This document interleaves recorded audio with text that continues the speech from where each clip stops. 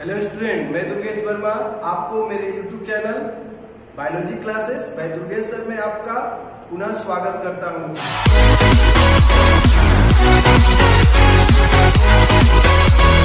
आज मैं एक नया वीडियो आपके सामने लेकर आया हूं और ये वीडियो जो है ये है क्लास 10 का लेसन सेकंड और इस लेसन सेकंड का जो नेम है वो है हाउ डू ऑर्गेनिजम्स रिप्रोड्यूस। इस लेसन में मैंने अपने इस लेसन के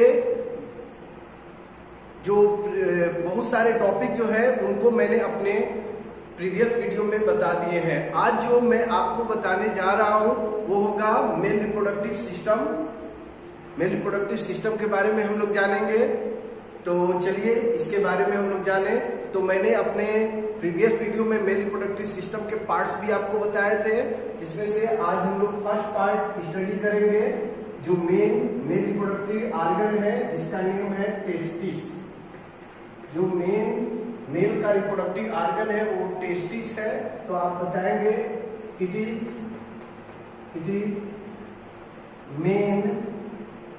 mail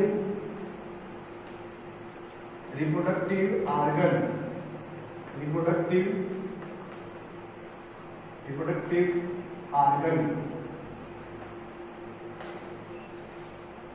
It occur in pair। यह मेल का मेन रिप्रोडक्टिव आर्गन है और यह पेयर में मिलता है या होता है। अब इसके बताएंगे इट इज। अब इसके बाद इसका शेप जान लीजिए। यहां से मैं थोड़े हेडिंग के थ्रू बताऊं तो फर्स्टली इसका लोकेशन ये कहां पर स्थित है तो बताएंगे इट फाउंड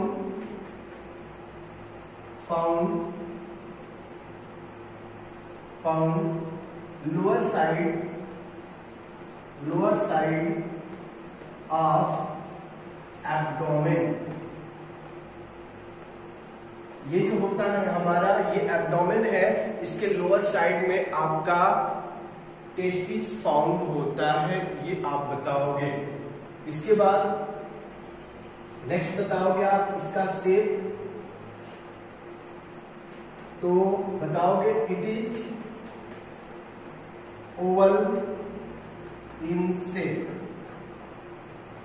अब बताओगे it is oval in shape. Confirm हो गया, ओवल इन शेप बताओगे। इसके बाद बताओगे नेक्स्ट जो होगा इसका पोजीशन। तो सॉरी, पोजीशन लोकेशन तो आप बता ही दिए हो, तो इसका शेप हो जाएगा it is oval in shape. इसके बाद इसका फंक्शन क्या होता है तो आप बताओगे it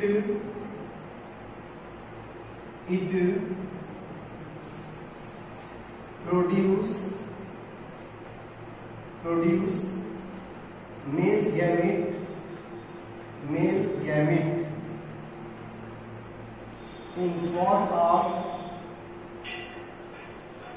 in form of sperm।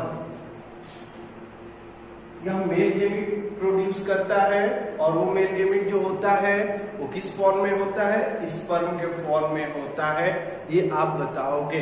Confirm हो गया। इसके साथ आप बताओगे it also secret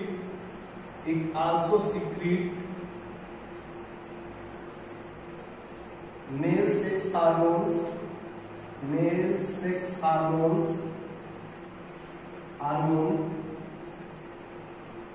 testosterone.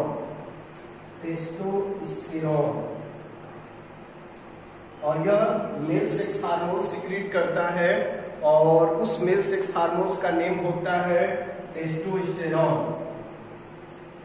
It is responsible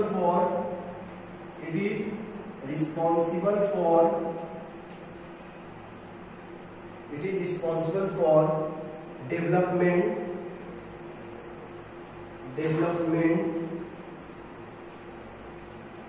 of male sex character. तो आप बताओगे कि आपका जो टेस्टिस होता है उसका फंक्शन ये होता है कि ये मेल गैमीट को प्रोड्यूस करता है और किसके फॉर्म में, स्पर्म के फॉर्म में। अब इसके साथ यह हार्मोन भी सीक्रेट करता है, मेल सेक्स हार्मोन, जिसका नेम होता है टेस्टोस्टेरोन। और ये टेस्टोस्टेरोन जो होता है ये रिस्पॉन्सिबल होता है किसके लिए, डेवलपमेंट के लिए मेल सेक्स कैरेक्टर, मेल के सेक्स कैरेक्टर। मेल के सेक्स कैरेक्टर कहने का मतलब ये है बेटा कि जो आपने देखा होगा कि आपके जो टेस्टिस होते हैं उसमें स्पर्म का फॉर्मेशन होने लगता है और उसके साथ साथ मेल के जो कैरेक्टर होते हैं, जैसे में दाढ़ी मूंछों का आना, ये भी मेल का सेक्स कैरेक्टर है। इससे पता चल जाता है कि मेल जो है सेक्सुअल रिप्रोडक्शन करने के लिए तैयार हो गया है या वो सेक्सुअल रिप्रोडक्शन कर सकता है, उसके बॉडी में स्पर्म का फॉर्मेशन स्टार्ट हो गया है। इसके लिए आपका जो रिस्पॉन्सिबल होता है वो होता है टेस्टोस्टेरोन। तो टेस्टोस्टेरोन हार्मोन जो होता है उसके कारण ही मेल में प्यूबर्टी डेवलप होता है। प्यूबर्टी का मतलब आप जानते ही हैं कि जो मसल्स होते हैं वो थोड़े से स्ट्रांग हो जाते हैं, बॉडी का स्ट्रक्चर जो होता है वो थोड़ा सा चेंज हो जाता है और साथ में ये दाढ़ी मूंछें जो होती है इनका आना सभी डिपेंड करता है आपके हार्मोन्स पर, जिसका नेम होता है टेस्टोस्टेरोन। और इसी के साथ मेल बॉडी के अंदर स्पर्म का भी फॉर्मेशन स्टार्ट हो जाता है।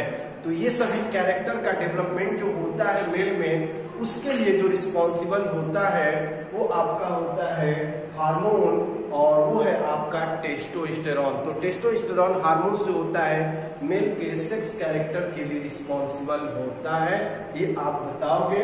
तो ये रहा टेस्टिस। मैं आशा करता हूं कि आपको टेस्टिस के बारे में समझ में आ गया होगा। अब इसके बाद नेक्स्ट जो पार्ट है, आपने देखा था एसेसरी डक्ट। नेक्स्ट जो पार्ट है बेटा वो है एसेसरी डक्ट। एसेसरी डक्ट और इसी को एक अनदर नेम से भी जानते हैं, duct system. Duct system, accessory duct is also called as duct system. It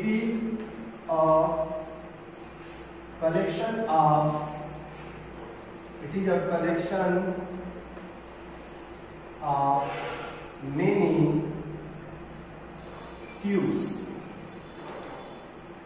जो आपका एसेसरी डक्ट होता है और जिसे आपको डक्ट सिस्टम के नाम से जानते हैं, और यह डक्ट सिस्टम जो होता है ये इंक्लूड करता है मेनी टाइप्स के ट्यूब को।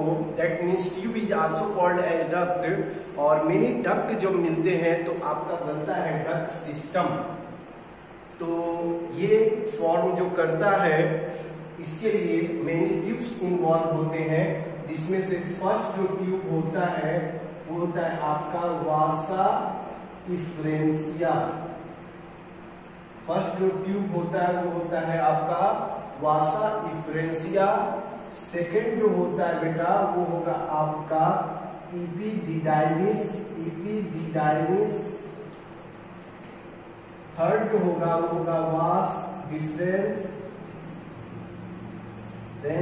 इसके बाद नेक्स्ट जो होगा आपका ejaculatory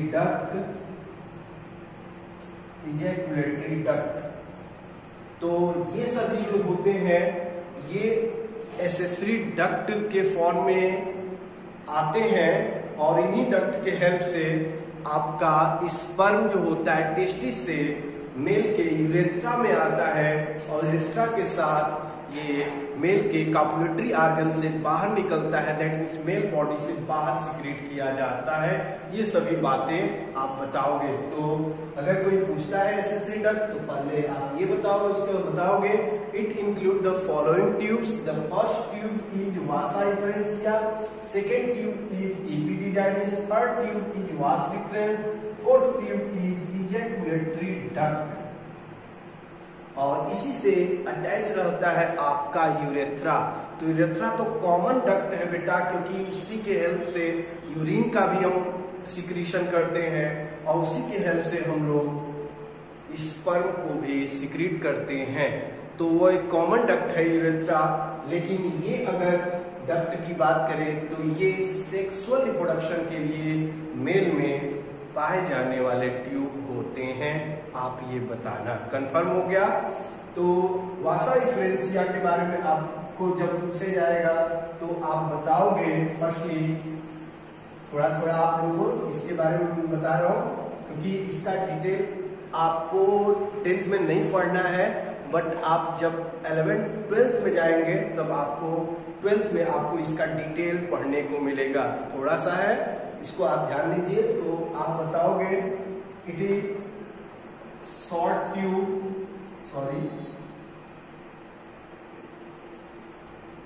it is short tube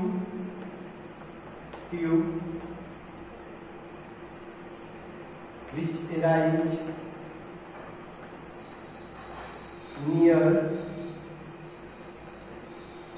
testis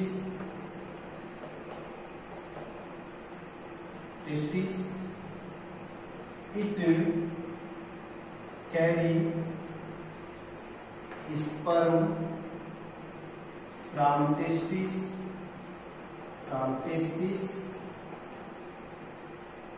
and give to the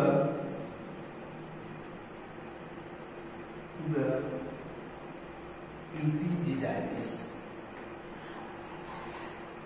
तो आप बताओगे वासा इफरेंशिया जो होता है ये एक शॉर्ट ट्यूब होता है जो एराइज होता है टेस्टिस के पास ही प्रेजेंट होता है, वहीं से एराइज होता है, वहीं पर फाउंड होता है। तो ऐसे भी लिख सकते हो इट फाउंड, ये अच्छा रहेगा, which found near testis, confirm रहेगा। और इट कैरी स्पर्म, और ये स्पर्म को कैरी करता है कहां से? जब टेस्टिस के पास होता है तो आपको अभी बताया कि टेस्टिस में स्पर्म बनता है, तो उस स्पर्म को ले जाने का काम करता है आपका फर्स्ट जो वो है आपका वासा इफरेंशिया। तो ये आप बताओगे वो कहां पर लेकर आता है? इपिडिडाइमिस में। कंफर्म हो गया? अब इसके बाद नेक्स्ट जो होगा वो होगा इपिडिडाइमिस। नेक्स्ट जो होगा बेटा वो होगा इपिडिडाइमिस। चलिए तो अब हम लोग जान रहे इपिडिडाइमिस।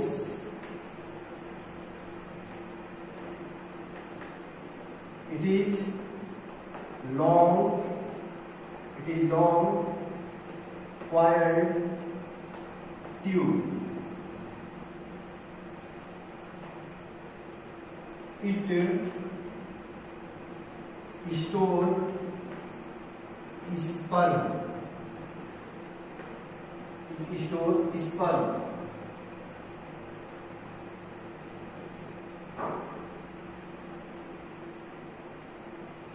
It is the place where sperm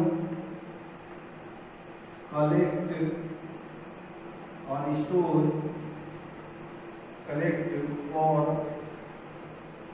30 days।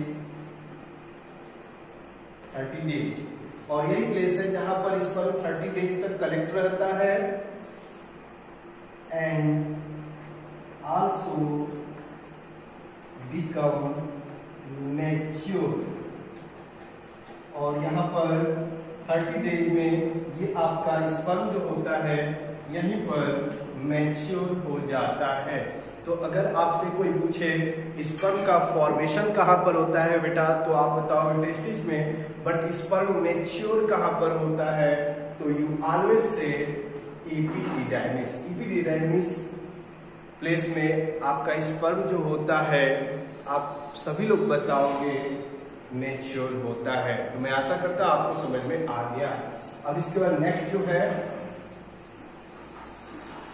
मैं सभी बताने के बाद एक बार डायग्राम बनाऊंगा और डायग्राम से भी आपको समझाऊंगा। आप फ्रीली समझ लीजिए पहले टॉपिक जो है, मतलब उसके बाद उसके डायग्राम के थ्रू मैं आपको समझा दूंगा।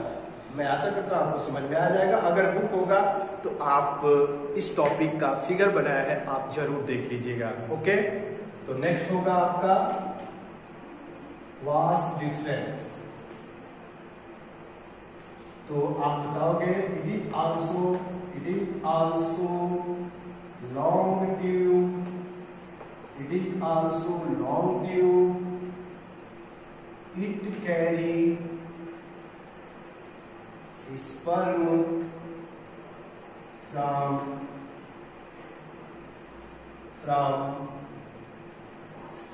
epididymis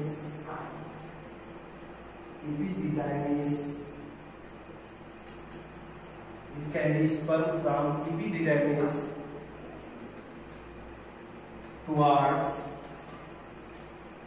ejaculatory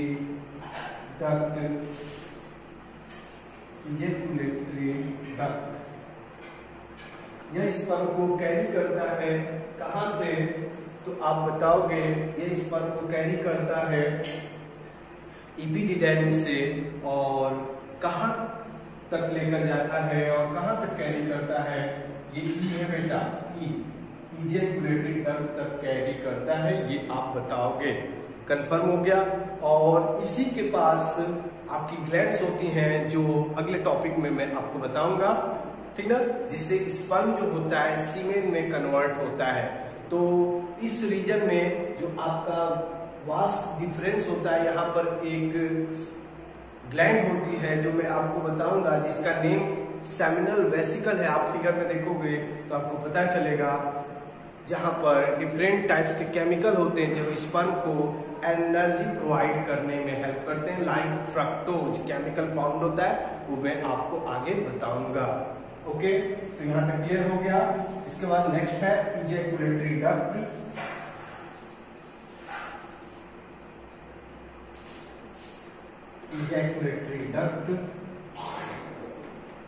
ejaculatory duct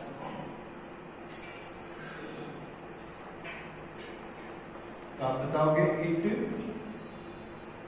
carry sperm from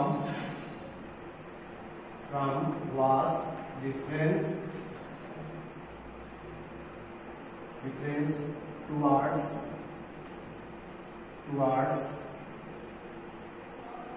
urethra.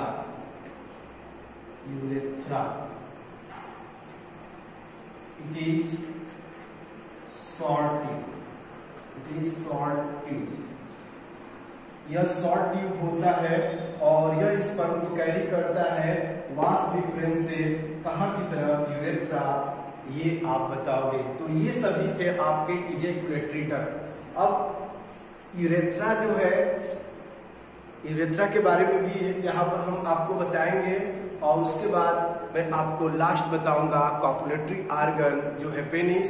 लेकिन उसी के साथ एक और पार्ट भी स्टडी करेंगे हम लोग, जिसका नेम है एसेसरी ग्लैंड। तो चलिए एक बार रिवीजन के तौर पे मैं आपको बता दूं आज हम लोगों ने क्या पढ़ा है। तो आज का जो हम लोग का टॉपिक था वो था आपका मेल रिप्रोडक्टिव सिस्टम, और मेल रिप्रोडक्टिव सिस्टम में हमने फर्स्ट जो पार्ट स्टडी किया मेल रिप्रोडक्टिव सिस्टम का वो था टेस्टिस। और मैंने बताया कि टेस्टिस जो है यह मेल का मेन मेल रिप्रोडक्टिव आर्गन है। यहाँ पर स्पर्म का फॉर्मेशन होता है और यहाँ पर टेस्टोस्टेरोन सीक्रेट होता है। ये बातें मैंने आपको बताया, याद रखिएगा, बोर्ड में आता है from where the sperm form. And from where testosterone secrete. तो टेस्टोस्टेरोन कहाँ सीक्रेट होते हैं और कहाँ पर बनते हैं, कहाँ से बनते हैं, तो आप बताओगे ये बनते कहाँ से हैं, किस बॉडी के पार्ट से बनते हैं, तो वो आपका बॉडी पार्ट जो होगा टेस्टिस। और टेस्टोस्टेरोन जो मेल सेक्स कैरेक्टर के लिए रिस्पॉन्सिबल होता है, मैंने अभी आपको बताया था, वो कहाँ पर फॉर्म होता है, वो भी आपका फॉर्म होता है टेस्टिस में। ये सभी बातें आप जरूर बताइएगा। मैं आशा करता हूँ आपको समझ में आ गया। उसके बाद हमने एसेसरी डक्ट स्टडी किया और एसेसरी डक्ट को मैंने आपको डक्ट सिस्टम के नेम से बताया। और डक्ट का मतलब ही क्या है, तो डक्ट जो है ट्यूब होते हैं और डक्ट सिस्टम का मतलब कलेक्शन ऑफ ट्यूब होता है। और उनका काम क्या होता है कि टेस्टिस में स्पर्म बन गया है और टेस्टिस से उसको फीमेल बॉडी में सीक्रेट करना होता है, जहां पर फीमेल गेमेट मिले और फ्यूजन हो, तो उसके लिए वो टेस्टिस से फीमेल बॉडी में सीक्रेट होने के लिए टेस्टिस से निकलकर आने के लिए जो ट्यूब हेल्प करते हैं वो सभी एसेसरी डक्ट होते हैं। और जिसमें से फर्स्ट जो आपका था वासा इफ्रेंसिया जो टेस्टिस के पास होता है, सेकंड जो था एपिडिडेमिस वहां पर स्टोर होता है स्पर्म 30 डेज के लिए और वहां पर मेच्योर होता है। थर्ड जो था वो था आपका वास डिफरेंस जहां से स्पर्म आता है और एपिडिडेमिस से लेकर आता है। और फोर्थ नंबर था इजैकुलेटरी डक्ट जो यूरेथ्रा में रिलीज कर देता है। अब यूरेथ्रा से कॉपुलेटरी ऑर्गन की हेल्प से स्पर्म जो होगा फीमेल बॉडी में सीक्रेट किया जाएगा, रिलीज किया जाएगा, तो वो आपको जानना है। तो